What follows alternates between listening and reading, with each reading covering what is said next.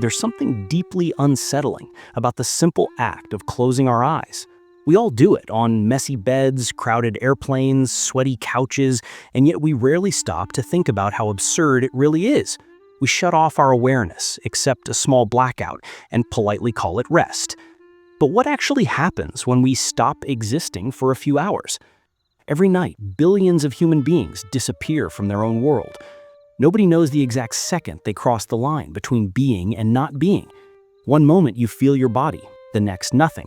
No sound, no story, no self. Just a pure absence, so complete it doesn't hurt because there is nobody left to feel anything. It is the closest simulation of death that nature managed to create without actually killing us. The Greeks understood this before science ever tried to explain it. Hypnos, the god of sleep, was the twin brother of Thanatos, the god of death. Two faces of the same shadow. One comes every night, the other only once. When we sleep, Hypnos arrives gently, preparing the ground, teaching us to die quietly, piece by piece, so the final moment won't feel so brutal. And yet we call this recharging our energy. What irony! The act closest to total erasure is the one that keeps us alive. We spend a third of our existence rehearsing our own disappearance voluntarily. No ideology, no tyrant, no government has ever had such complete control over us as sleep does. But there is one cruel difference between sleep and death. In sleep, we return. We wake back into ourselves. And in that tiny miracle, or curse, our atoms regain awareness for a brief moment before shutting down again. This is what we are, flickering lights, trying to shine between two endless darknesses. The video begins at the moment where the habit becomes a revelation. Maybe sleep was never just rest. Maybe it has always been death, being shy, testing the ground, preparing us for the day when waking up won't be part of the script anymore. You don't realize it, but you've already died thousands of times. Every night, when your body gives up and your mind lets go, something in you stops existing. And nobody notices the moment it happens. There is no ceremony, no drama, just a sudden cut. The you switches off, and the universe continues without hesitation, as if it never needed you. Waking up is the real absurdity, the impossible happening again. Matter deciding to regret erasing you. Sleep has always been more than biology. It is the rehearsal of what we fear most, but practice willingly. It is annihilation disguised as routine. Schopenhauer said consciousness is an accident of matter, a brief spark between two infinite nights. Sleep reminds us of that truth. Being awake is just a temporary exception. To sleep is to return to the natural state of things, silence. But there is something even more disturbing. While you sleep, the world continues. People are born, planes take off, oceans move. Everything happens without you, and for a while, nobody notices your absence. This is what the ego tries to hide.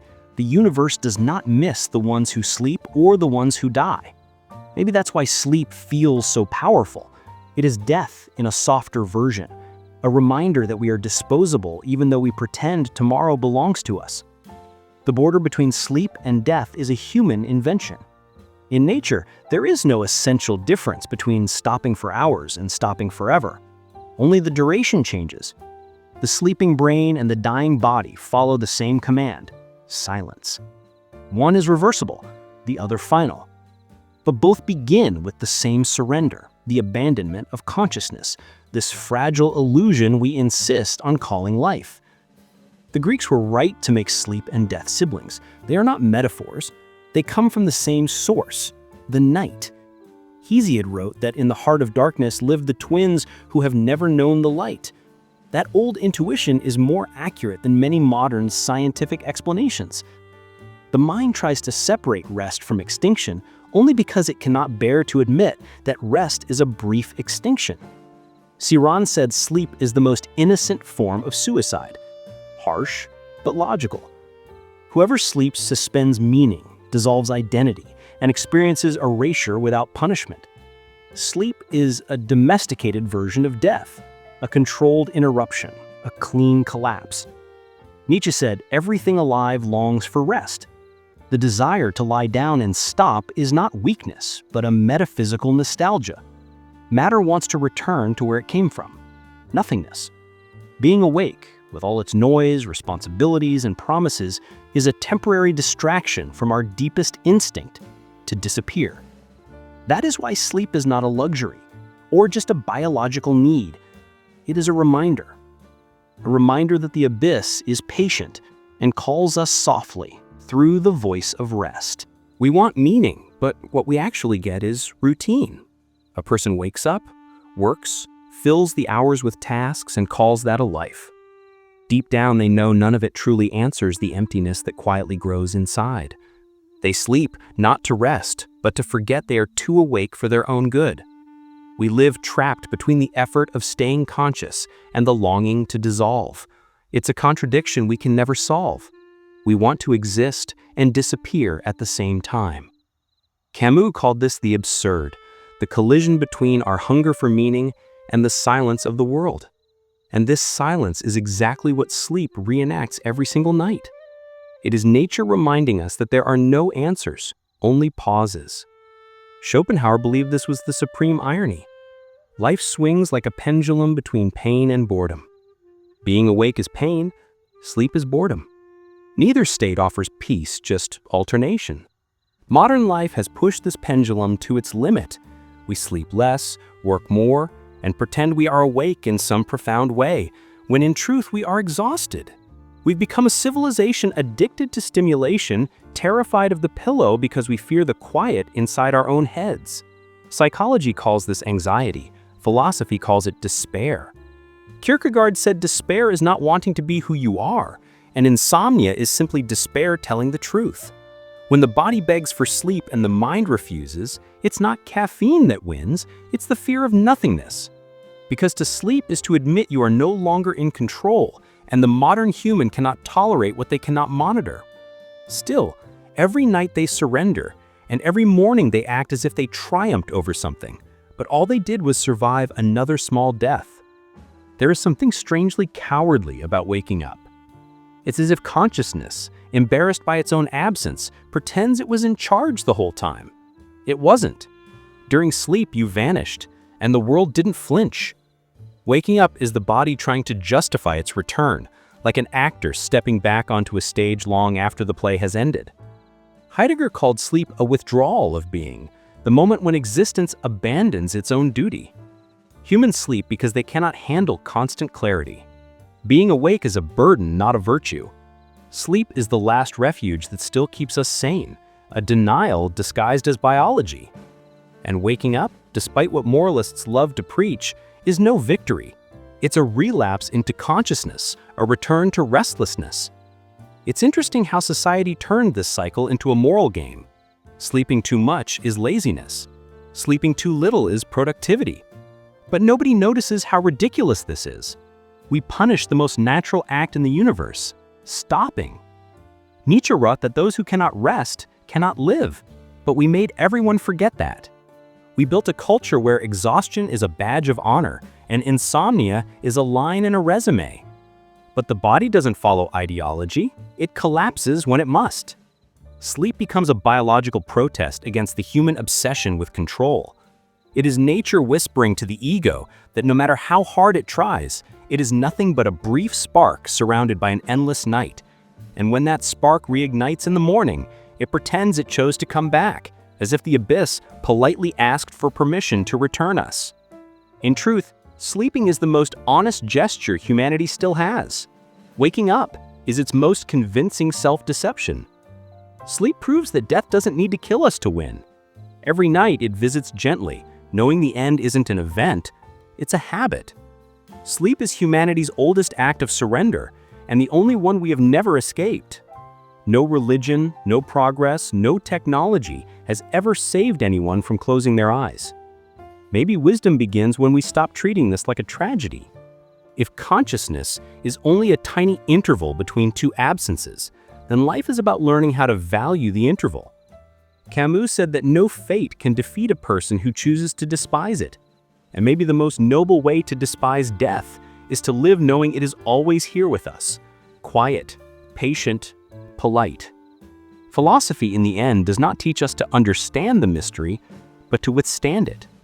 Sleep and waking are the two movements that contain all of human metaphysics, dying a little and being reborn tired. In between these two gestures sits the real miracle, not dreaming, not awakening, but existing at all. Existing is strange when you think about it this way. Pessoa once wrote that living is thinking about all this, and maybe that's the closest thing we have to an answer. To stay awake with awareness, even knowing that sleep is just death being shy, and life is the brief moment in which death hesitates. In the end, we will return to where we came from, nothing. You who made it this far are already part of that understanding. This channel survives because of a rare community.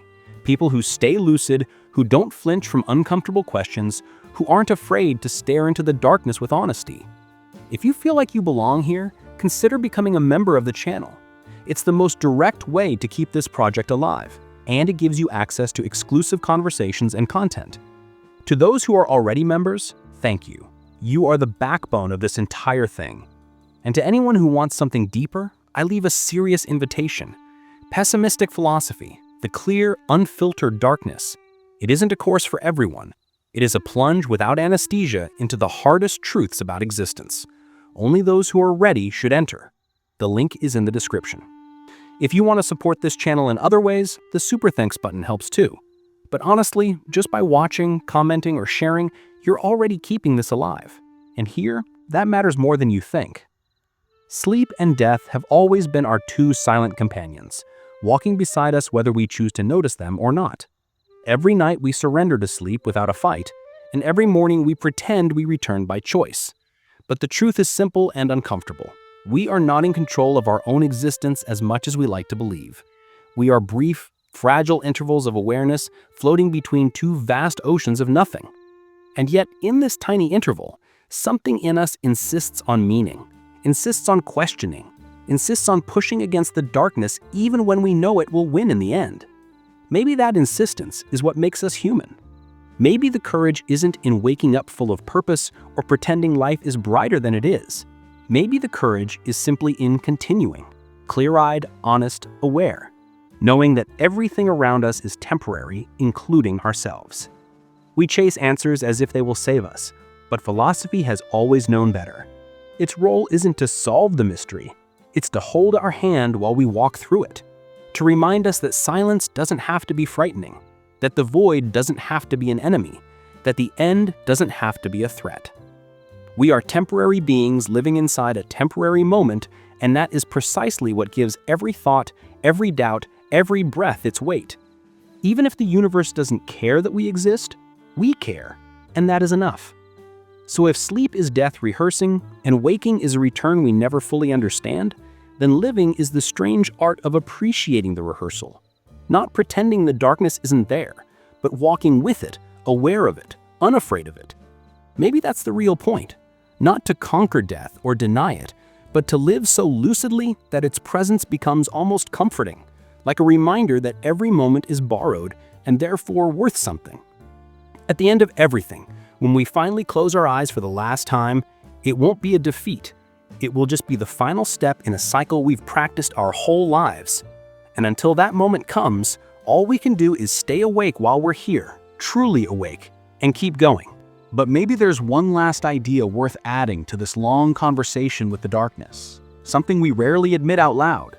Despite everything, despite the silence, despite the nothingness, despite the inevitability, there is still a strange tenderness in the human condition. Something soft and stubborn that refuses to disappear quietly. We're fragile animals carrying heavy questions, walking through a universe that doesn't bother to answer. And yet we keep going. We build meaning out of thin air. We turn routine into ritual, pain into insight, boredom into creativity. We refuse to let the void have the final word. Maybe that's why the simple act of waking up feels so strange. It isn't just returning from a small death, it's continuing a rebellion. A quiet, almost ridiculous rebellion against the emptiness. Every morning, life gives you back a consciousness you didn't choose to lose, and you decide once again to use it, even knowing how temporary it is. That choice, silent, ordinary, repeated thousands of times, is a kind of courage philosophy rarely talks about. People imagine bravery as grand gestures, battles, climaxes. But most of our courage happens in tiny, invisible ways. Getting out of bed when the world feels pointless, loving people who will one day disappear, creating things that might outlast us or might not, thinking deeply when ignorance would be easier. These are rebellions too. Small, human rebellions against the natural pull towards silence.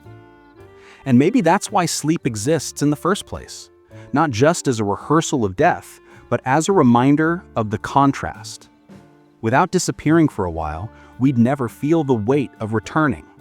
Without losing ourselves each night, we wouldn't understand the value of being ourselves each day. So if death is the default and life is the exception, then the real miracle isn't the darkness, it's the light we manage to create inside it. Not by denying the void, but by acknowledging it and choosing to shine anyway.